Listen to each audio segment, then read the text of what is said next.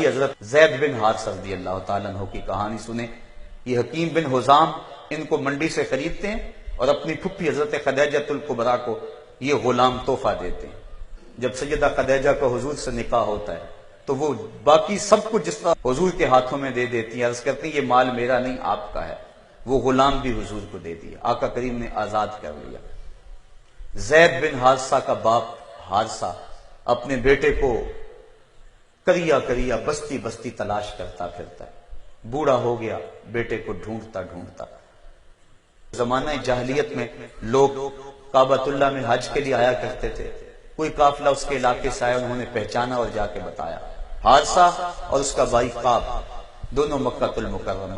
ابھی حضور نے اعلان نبوت نہیں فرمایا تھا. کہا سنا ہے ہمارا بیٹا آپ کے پاس ہے، آپ جو فدیہ لینا چاہیں ہم دے دیتے ہیں، آپ ہمارا بیٹا ہمارے سپرد کر دو. آقا کریم نے فرمایا میں بیٹے کو بلاتا ہوں، اگر وہ تمہارے ساتھ جانا چاہے گا تو میں فدیہ نہیں دوں گا، اور اگر وہ نہ جانا چاہے تو میں فدیے کے لیے اس کو تمہارے ساتھ بھیج نہیں سکوں گا. انہوں نے کہا ٹھیک ہے بلاؤ. انہیں پتا تھا بیٹا آئے گا، بچھڑے ہوئے باپ کو دیکھے گا، لپٹ جائے گا اور میرے ساتھ روانہ ہو جائے گا. جب حضرت زید بن حارثہ آئے، باپ کو دیکھا، پہچان لیا، محبت کی. باپ نے باہوں میں لیا اور خوب رویا اور پھر کہا زید ہمارے ساتھ چلو. کہا یہ در تو نہیں چھوڑ سکتا، یہ چوکھٹ تو نہیں چھوڑ سکتا.